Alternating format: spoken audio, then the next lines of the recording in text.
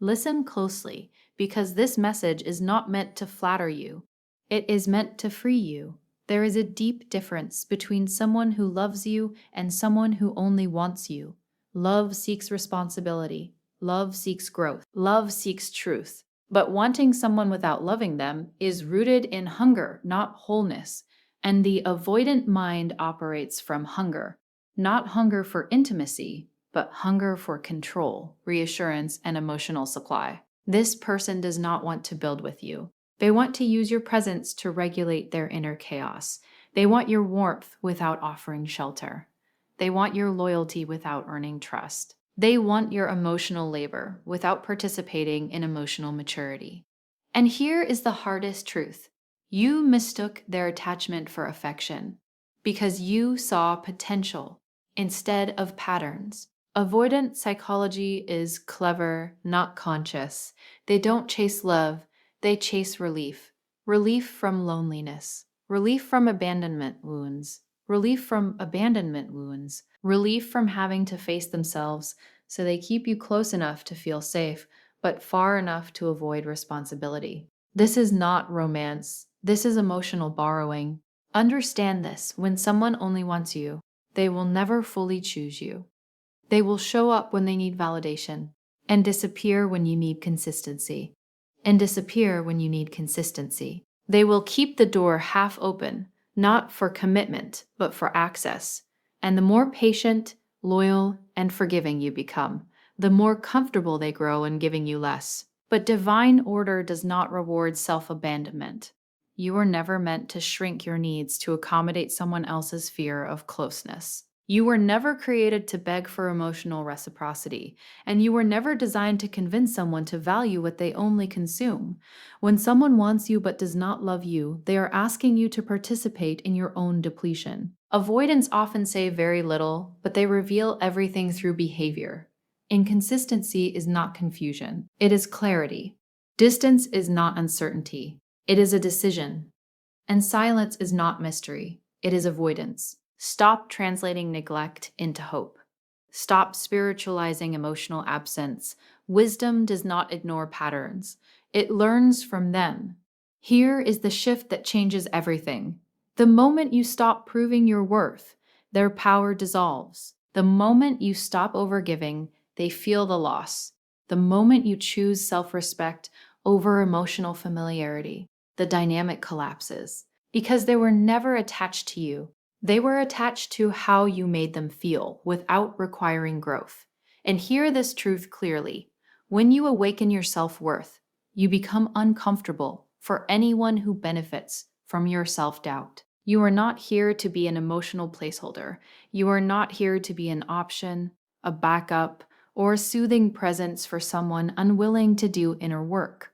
You are here to be met, to be chosen, to be loved in truth, not tolerated in convenience. Divine alignment always removes what misuses you, and sometimes what leaves was never a loss. It was a lesson. Let them what? Let them watch. Let them feel the absence of what they failed to honor. Because when you stop offering access without devotion, you step into your highest authority, and from that place, only real love can reach you. An avoidance desire is rarely about connection. It is about control, though it often disguises itself as affection. Control, in this context, does not always look harsh or manipulative on the surface. It can appear subtle, quiet, and even passive. The avoidant mind seeks emotional safety through distance, yet paradoxically still craves reassurance. This inner contradiction creates a dynamic where they want access to you without surrendering power. They are not trying to merge lives. They are trying to regulate their internal state using your presence. Control shows up in unpredictability. One day they are warm, attentive, even intimate, and the next they are distant, unavailable, or emotionally cold. This inconsistency is not accidental. It keeps you emotionally alert, constantly adjusting yourself to regain closeness. In that adjustment, they retain the upper hand. When you are busy wondering what changed, you are no longer asking whether your needs are being met. Their silence becomes a lever. Their withdrawal becomes a message. Closeness is something you earn, not something you deserve. The avoidant does not usually control through dominance. They control through absence. By withholding emotional clarity, they create an imbalance where you give more, explain more, and try harder. They may resist labels, avoid defining the relationship, or deflect serious conversations, not because they don't feel anything, but because definition requires responsibility. Responsibility threatens their autonomy, and autonomy is the currency they believe keeps them safe. So they keep things undefined, flexible, and emotionally one-sided. This is why their desire feels intense but shallow. They want to know you care. They want to feel chosen. They want reassurance that they matter. But they do not want the mutual vulnerability that true connection demands. Control allows them to take emotional comfort without risking emotional exposure. In this space, they are protected, but you are slowly eroded. You begin to question your expectations, lower your standards, and reinterpret neglect as independence. What makes this dynamic particularly painful is that the avoidant may not be consciously malicious. Much of this behavior is learned survival. Somewhere in their past, closeness was unsafe, inconsistent, or conditional.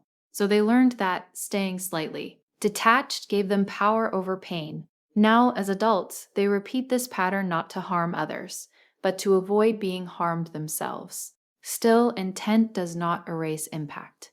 Survival strategies that injure others are still injurious. When someone desires control more than connection, love becomes transactional. Your presence is welcomed only when it soothes, affirms, or stabilizes them. The moment you ask for consistency, emotional availability, or depth, resistance appears, not because you are asking too much, but because you are asking for equality. Control cannot survive equality.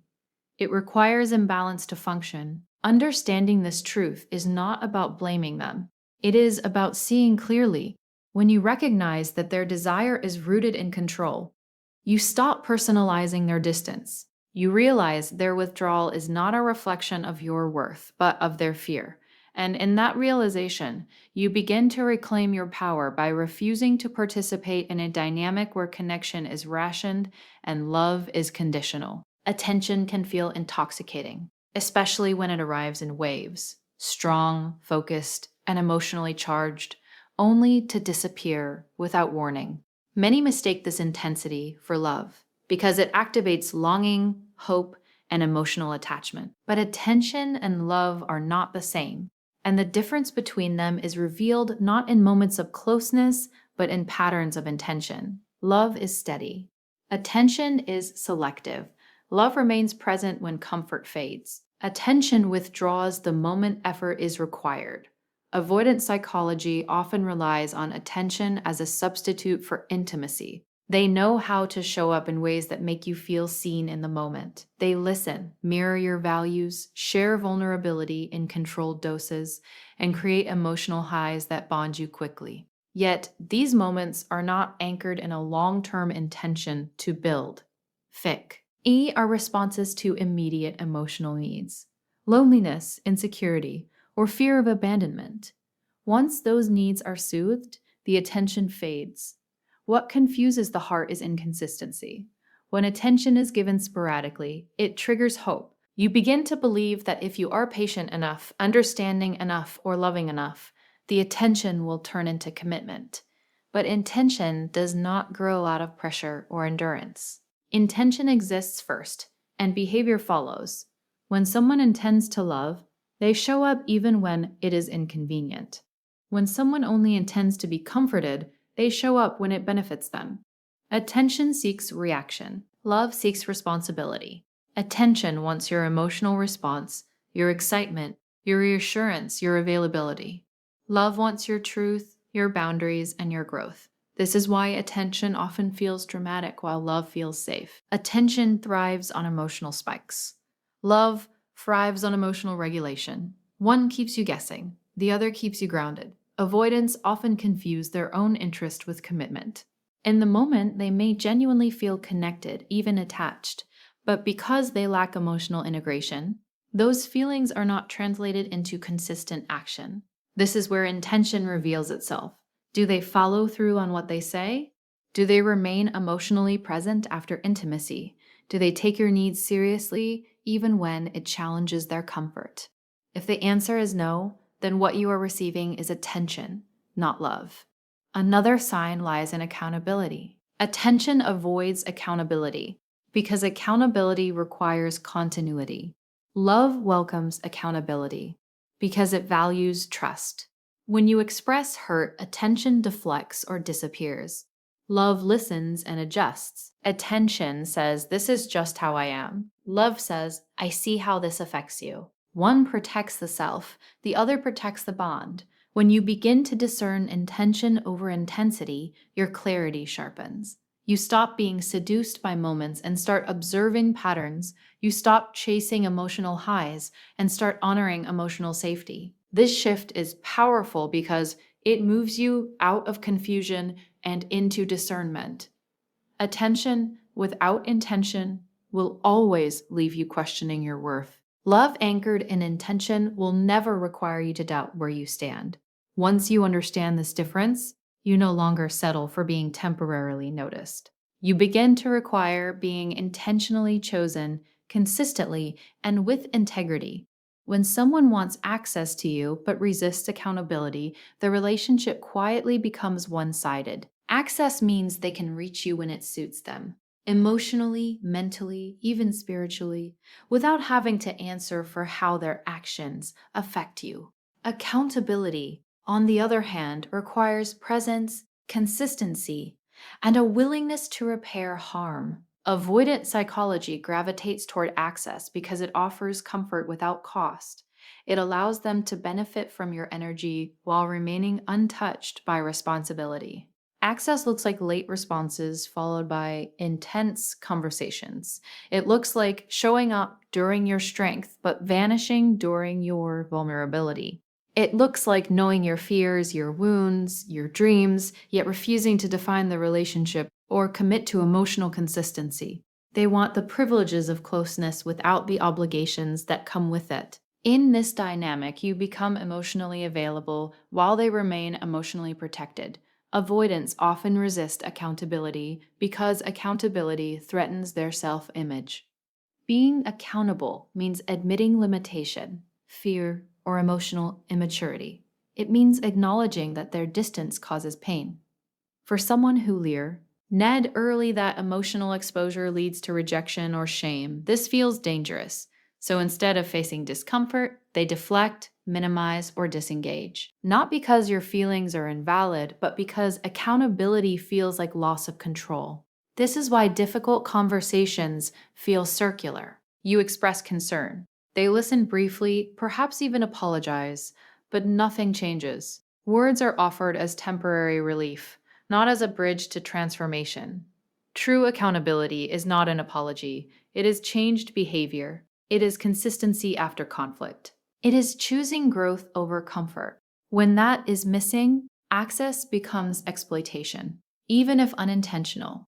Another sign of this dynamic is emotional asymmetry. You track the relationship, sense shifts, initiate clarity, and carry the emotional weight. They flow in and out, engaging only when emotionally convenient. This imbalance creates exhaustion. You begin to feel responsible for maintaining connection, while they feel entitled to your availability. Over time, your needs start to feel like demands, and their absence starts to feel normal. Avoidance may claim independence as a virtue, but independence without accountability is isolation disguised as freedom. Healthy independence coexists with responsibility. Avoidant independence avoids it. When someone truly values you, they do not fear being answerable to how they treat you. They understand that accountability deepens trust rather than threatening autonomy. What makes this painful is that access can feel intimate. Sharing thoughts, moments, laughter, and vulnerability creates a sense of closeness. But closeness without commitment is unstable. It keeps you emotionally invested while denying you emotional security. You begin to question whether asking for clarity is asking too much, when in truth, clarity is the minimum requirement for emotional safety. Recognizing G, the difference between access and accountability, shifts the entire dynamic. You stop measuring connection by how often they reach out and start measuring it by how consistently they show up. You realize that someone who truly values you will not fear responsibility for your heart. They will welcome it, protect it, and act in ways that honor the access they are given. Emotional distance is often misunderstood as self protection. But in avoidant psychology, it is frequently used as a form of power. Power does not always announce itself through dominance or control. Sometimes it operates through withdrawal, silence, and emotional unavailability. When someone pulls away instead of leaning in, they silently dictate the terms of connection. You are left waiting, wondering, adjusting, while they remain in control of how close or distant the bond will be. Distance becomes power because it creates uncertainty. Uncertainty keeps you focused on them. When affection is inconsistent, you begin to monitor tone, timing, and behavior, trying to decode what went wrong. In that mental space, your energy is no longer centered on your own needs or boundaries. It is invested in regaining emotional closeness. The avoidant does not need to demand attention. Distance naturally pulls it toward them. This kind of emotional withdrawal often follows moments of intimacy. After closeness, vulnerability, or emotional expression, the avoidant may suddenly become cold or unavailable. This is not accidental. Intimacy threatens their internal sense of safety. So they restore balance by creating space. But instead of communicating this need honestly, they retreat without explanation. That silence becomes a message. Closeness has consequences. Over time, you may begin to censor yourself, holding back your needs to avoid triggering withdrawal. When distance is used as power, it conditions behavior. You learn often unconsciously that asking for more leads to less, expressing hurt leads to disappearance, seeking reassurance leads to detachment. Slowly, you adapt. You become quieter, more accommodating, less demanding, not because your needs have changed, but because you are trying to preserve connection. This is how emotional distance reshapes the dynamic by teaching you to abandon yourself. True self protection is transparent. It says, I need space right now, and I will return. Power based distance says nothing and lets you fill the silence with self doubt. One builds trust, the other erodes it. The avoidant may justify this behavior as needing time, independence, or emotional regulation, but the impact remains the same. You are left holding uncertainty while they hold control. Another layer of this power dynamic is selective availability. They choose when to be present, when to engage deeply, and when to disappear, because you do not have equal access to them. The relationship lacks balance. Emotional equality requires mutual availability and mutual effort. Distance used as power prevents that equality by keeping one person emotionally guarded and the other emotionally invested. What makes this especially confusing is that avoidants are not always aware they are doing this. For many, distance was the only way they learned to feel safe. But unexamined survival strategies can still harm others. Emotional power that comes from withdrawal is still power, even if it was born from fear. Recognizing this pattern changes everything. You begin to see that their distance is not a reflection of your worth or desirability, it is a strategy. And once you see it clearly, you can stop responding by chasing, over-explaining, or shrinking. You reclaim your agency by understanding that love does not require silence to feel secure. Real connection grows through presence, communication, and shared vulnerability, not through emotional distance, disguised as protection. Consistency is one of the most powerful offerings in any emotional bond. It communicates safety, reliability, and presence without needing grand gestures. But in a dynamic involving avoidant psychology, your consistency often becomes the very thing that sustains their comfort while quietly exhausting you. You show up again and again, emotionally available, patient, understanding, and steady believe in that stability will eventually invite reciprocity. Instead, it often invites complacency. When you are consistently kind, forgiving, and present, the avoidant learns that they do not have to try as hard. They can withdraw, delay, or disengage, knowing you will still be there. Your reliability becomes predictable, and predictability removes urgency. There is no pressure to grow, to communicate better, or to face emotional discomfort, because the connection continues regardless of their effort. In this way, your strength unintentionally enables their stagnation. What drains you is not just giving, it is giving without return. You carry the emotional weight of the relationship, initiating conversations, repairing ruptures, offering reassurance, and maintaining connection. Over time, this imbalance wears on your nervous system. You may feel tired without knowing why, anxious when silence appears, or emotionally heavy after interactions. This is the cost of being the consistent one in an inconsistent dynamic. Avoidants often gravitate toward consistent partners because consistency feels safe. It soothes their fear of abandonment. They know you are unlikely to leave suddenly, unlikely to punish them emotionally, and unlikely to withdraw affection as a form of control. This safety allows them to remain emotionally underdeveloped. They receive the benefits of connection without having to stretch beyond their comfort zone. Meanwhile, you begin to shrink. You excuse behavior that hurts you. You explain away patterns that feel wrong. You lower expectations and call it understanding. What started as compassion slowly turns into self-neglect. You may even pride yourself on being the stable one, not realizing that stability without mutuality becomes self-sacrifice. The most painful part is that your consistency can mask your needs. Because you appear strong and steady, you're long. Inji for reciprocity goes unnoticed or unaddressed. The avoidant assumes you are fine because you always manage. But inside, you may feel unseen, unchosen, or emotionally alone. Your consistency becomes invisible labor, essential to the relationship, yet rarely acknowledged. True connection does not require one person to be endlessly consistent while the other remains emotionally selective. Healthy relationships are built on shared responsibility. Consistency should inspire growth in both directions, not comfort one person while depleting the other. When only one nervous system is doing the work of regulation, balance is lost. Recognizing this pattern is not about becoming less loving, it is about becoming more discerning. You are not meant to pour endlessly into a space that does not replenish you. Consistency is a gift, not a guarantee. When it is met with indifference or minimal effort, it is no longer a virtue. It is a warning. And understanding this truth allows you to reclaim your energy, your standards, and your right to be met with the same steadiness you so freely give. The moment you awaken to your own worth, the emotional balance of the relationship shifts. And this shift is deeply unsettling for someone who relies on emotional advantage.